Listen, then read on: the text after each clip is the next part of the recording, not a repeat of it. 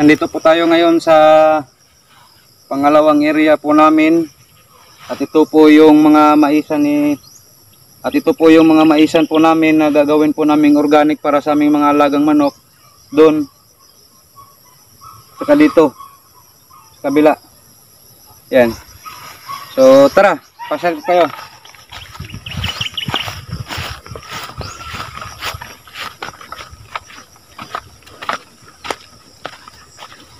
Ito na po, ganito po kataba yung mga mais po namin dito. Ito may bunga na po ito o may may laman. Mamaya kukuha tayo nito dahil dadalhin natin sa Cebu. Pati yung mga gulay na pwede nating madala doon sa Cebu, kukunin natin. So pasyal ko muna kayo saglit. Ito po yung organic na mais, yellow corn po yan. Hindi po yan kulay puti. Ito po yung yellow na hinahalo po talaga sa mga feeds. Ito po yung tinanim namin dito para sa project po namin o sa aming manukan na gagawin na malakihan po. So ito po dito, ito po yung pangalawang tanim na po ito dahil yung una namatay na po dahil sa gulang. So ito, yung pangalawa. Ito na po yung pangalawang tanim. Meron po tayo ditong okra. Yan, ito po yung okra namin. Tapos dito, ito po yung mga talong. Ito po yung mga talong namin dito. Ang tataba na po. Yan. Ganito po kalaki yung area sa namin, sa ginawa naming pang-organic sa aming mga alagang manok. Tapos ito din po yung sibuyas. Yan. Nagtanim din po kami ng sibuyas. At yung pinakamahalaga dito sa amin, mayroon pala pa kaming kamatis dito. Ito yung kamatis, marami po yung kamatis.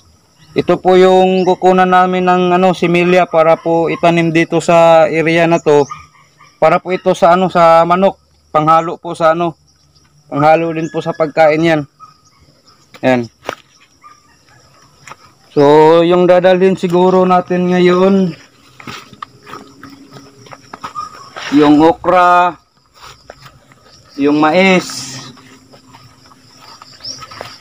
at yung pinaka maganda dito na lagi kong kinakain, yung pipino po. Yan.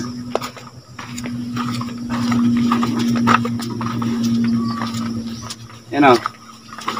Ito po yung pungko. Ito po yung pipino dito namin. Ayun o. Ayan. Ito po yung pipino namin dito. Ayan. Madami pa yan.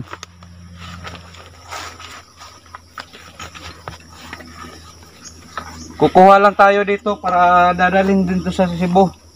Yung matitira dito is sa ko lang dito sa asawa ko. Para may sila makain dito. Ito yung pinakamalaki nila pipino namin dito. Yan. Sobrang laki na oh. Kukunin natin ngayon to, tapos kukuha tayo ng alugbati, kalabasa. Marami pa. Dito muna tayo mauna sa taas. Yan.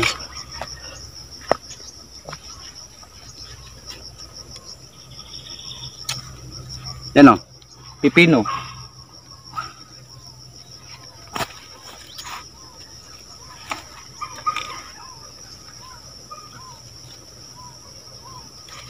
Ito yung pipino namin dito.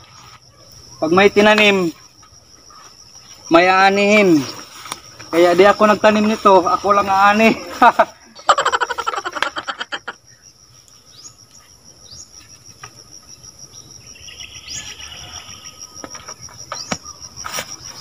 Ganito kataba yung pipino namin dito. Yan.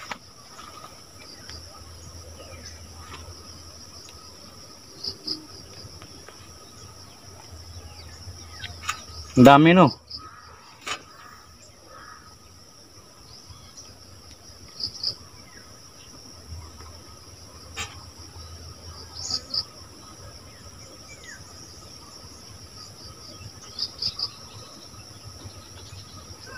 Yan.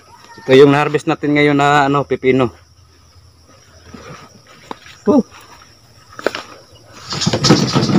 Ito pala yung bahay na to. Ginawa ko pala to nasa mga ano na 4 to 5 months na siguro yung bahay na to, yung pagkagawa ko nito.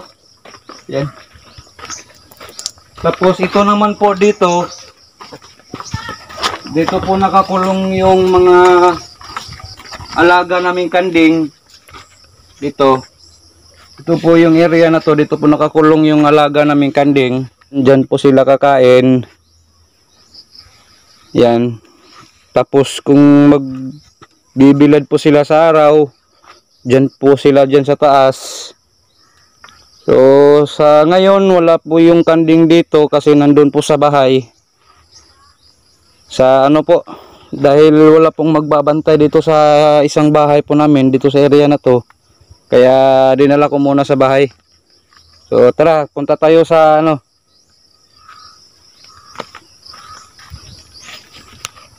Punta tayo sa may kamuti. Tingnan natin kung may ano na, may laman na ba yung kamuti ni Papa dito. Madami yung dadalhin ko ngayon patong Cebu. So ito po yung kamuti po namin dito.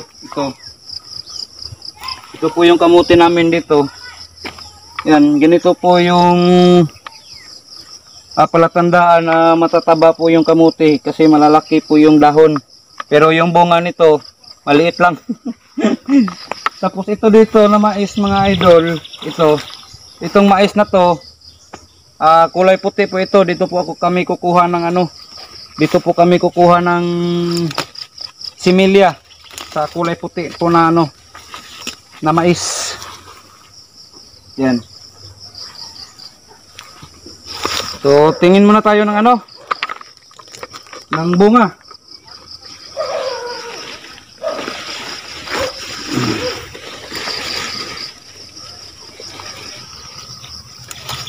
Maliliit pa. Wala tayong madalang ano ngayon. Wala tayong madala na kamuti siguro. Maliliit pa yung bunga. Ito pala yung net dito. Ito pala banda dito. Maglalagay po ako ng mga native po dito na manok dahil para po may pagkakalibangan po yung ano ko, yung papa ko dito pag uwi niya. Ito dito na part medyo maliit pa yung ano dito, yung doon banda sa gitna saka doon sa taas, doon yung mga malalaki pong mais. Yan. Tapos yung kalabasa pala namin dito, yung gulay na alugbate, nandito po yan sa gitna. Dito yan sa punong kahoy ng ano, mangga, yung patay na mangga. Nandito po yan nakatanim. Yan.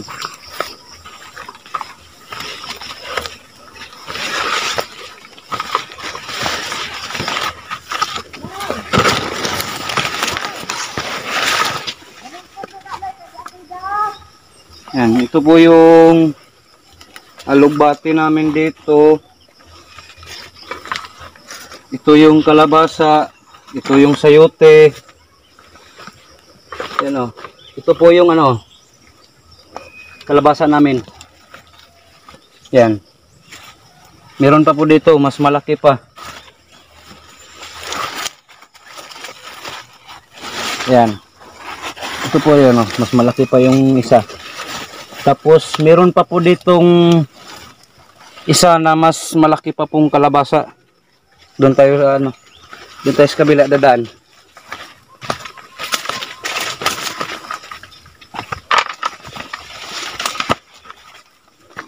Dito po yung isa eh.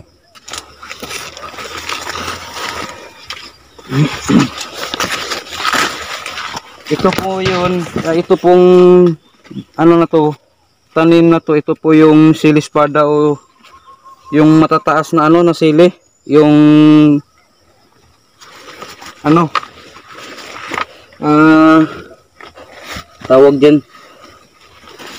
Ito po yung pinakamalaki, oh. Yan. Ito po yung pinakamalaki na kalabasa. Kukuha lang siguro tayo ng isa dito. Dadalhin natin sa sa Cebu.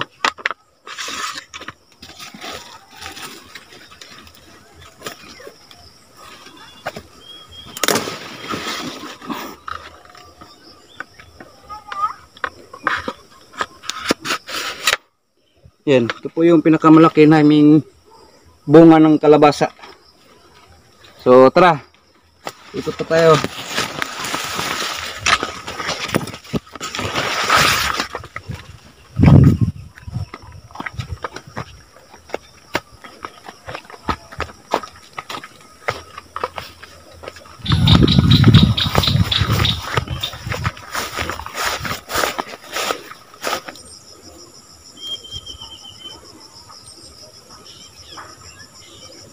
Wala pa to, maliit pa.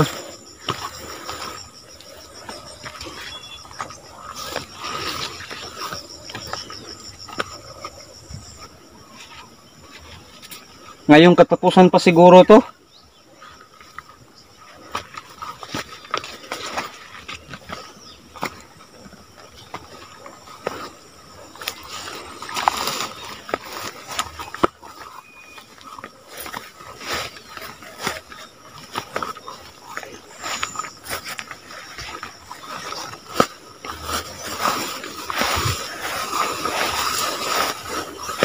So, ayan.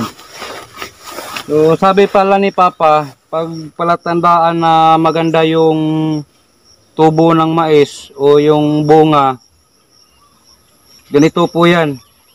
Pag ganun daw yung bunga nito, hindi pa pag ganon, kagaya po nito. Pag ganon daw yung bunga nito, ibig sabihin po niyan, maganda yung bunga po nito o quality po yung bunga nito pag harvest. Ganyan daw yung palatandaan, sabi ni Papa.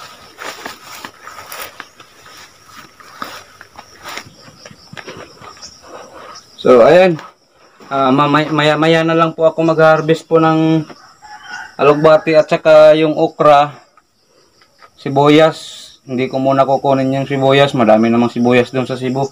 Ito lang yung kukunin natin, yung medyo may kabigatan po sa timbang, dahil yung presyo po nito sa Cebu masyado pong mahal.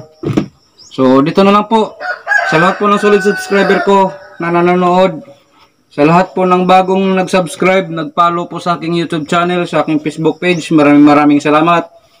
God bless po sa inyong lahat. Bye bye.